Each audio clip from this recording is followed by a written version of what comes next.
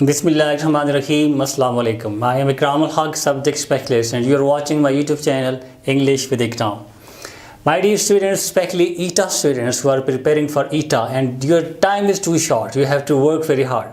आपका maximum 20 to 30 days है, तो आपके लिए अब बड़ा टफ टाइम है. You have to work very hard and you know that we have started ETA series. In my last video I have discussed grammar based MCQs and those MCQs were based on verb and different parts of speech. In today's video my 5 MCQ that I am going to discuss will be based on preposition. और ये मैं आपको बहुत दफ़ा बता चुका हूँ कि preposition in English grammar are very much tricky because there is no concept, there is no hard and fast rule. तो आपने पहले मेरी जो 3 वीडियोज़ हैं, preposition of time, preposition of place and preposition fixed with certain verbs, वो videos अगर आपने अभी तक नहीं देखी तो वीडियो आपने मस्त देखनी है just for the clarification of your concept, because you know that my focus has always been on concept. If your concept is not clear, just by practicing with different MCQs, that's useless. जब आपका concept नहीं है, सिर्फ की देख के MCQs attempt करना, right option लगाना, इसका कोई फ़ायदा नहीं है. अपने कॉन्सेप्ट को क्लियर करें, चाहे टेंसेज हैं, पार्ट्स ऑफ स्पीच हैं, प्रीपोजिशन है, आर्टिकल है, कंजंक्शन है, कंडीशनल सेंटेंसेज हैं, सेंटेंस स्ट्रक्चर है. तो concept is very much important and for concept you have to watch those videos. वो सारी वीडियोज़ ऑलमोस्ट मैं डिस्कस कर चुका हूँ. आपने किसी भी प्रैक्टिस से पहले आपने वो वीडियोज़ मस्त देखनी है. If your concept is clear, question may be of any type, there will be no issue for you. So let's get started. I will discuss just 5 MCQs. I have discussed 5 MCQs preposition based in my last video. आज सिर्फ 5 MCQs preposition based, लेकिन जहाँ कोई rule है, कोई hard and fast rule है, I will discuss. Otherwise you have to just practice. Preposition is all about practice.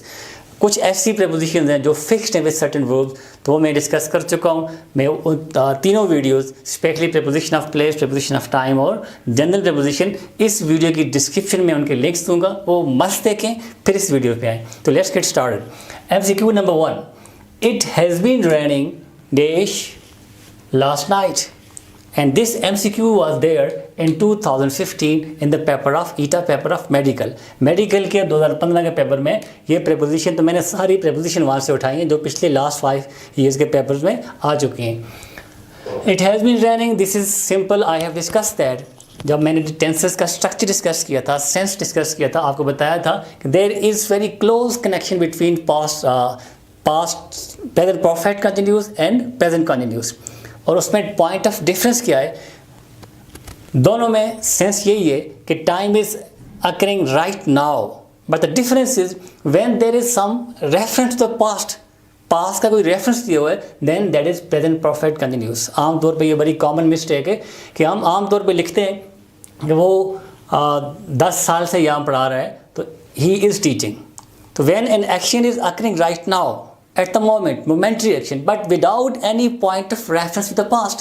Past का कोई reference नहीं है, उस सूरत में that is present continuous tense. और अगर past का कोई reference दिया हुआ, जैसे इस sentence में last night, काम अभी हो रहा है, the action is in progress right now, momentary action, action at the moment.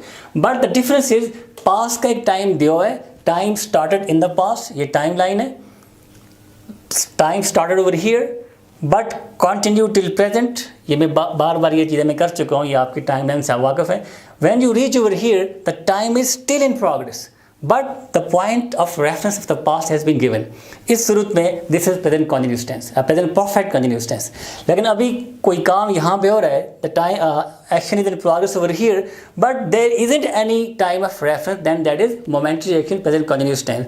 If you look at the sense of this tense, it has been running, तो यहाँ पे लास्ट नाइट है, तो it is present continuous tense. तो present continuous tense में since और for का use होता है. ये मैं डिटेल से डिस्कस कर चुका हूँ कि where do we use since and where do we use for. When there is point of time, exact time is mentioned, there is point of time, exact date, exact time, exact hour, then we use since. If there is just a duration of time, we use for. So here there is last night, exact time is given. So here the right option is since. It has been raining since last night. So this was the concept behind this MCQ. Maybe your concept is clear, but ये मैं आपको ये बात बताना चाहता हूँ कि concept is important. सिर्फ प्रैक्टिस करना ज़रूरी नहीं है, या की देख के राइट ऑप्शन रटे मारना ये इंपॉर्टेंट नहीं है. You have to be focused about your concept. Number 2, he was arrested and charge dash murder. अब यहाँ पे कोई कॉन्सेप्ट नहीं है. This is all about practice. There are certain verbs with which certain preposition are fixed.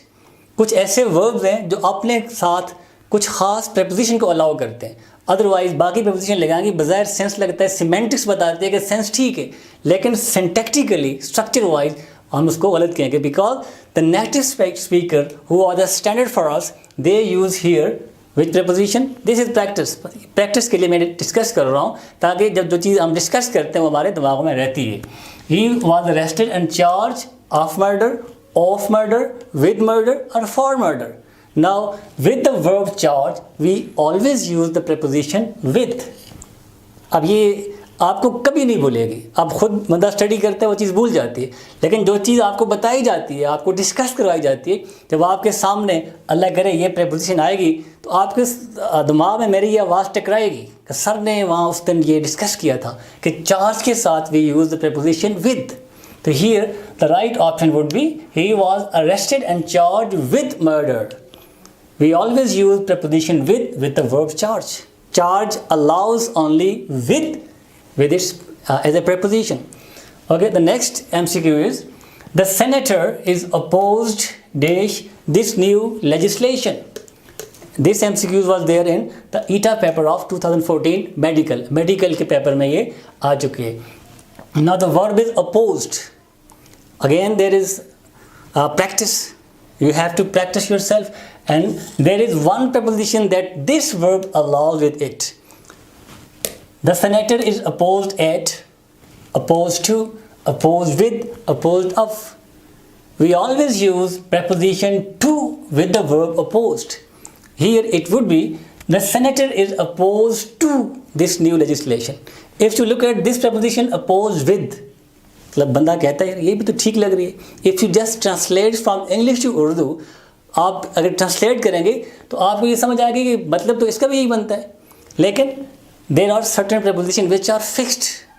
बेशक जहन नहीं मानता, कॉमन सेंस कहता है यार ये इसमें सूट नहीं करती, but we have to just copy the native speakers. They are standard criterion for us. वो यूज़ करते हैं विद तो हम भी कॉपी करेंगे.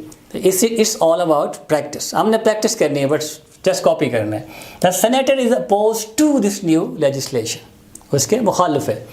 The next one, the police is looking dash the recent state of burglaries. Burglaries कहते हैं वो लोग जो ज़बरदस्ती कहीं घुस जाते हैं. तो they are looking into, looking to, looking for, looking at the state of बर्गलरीज.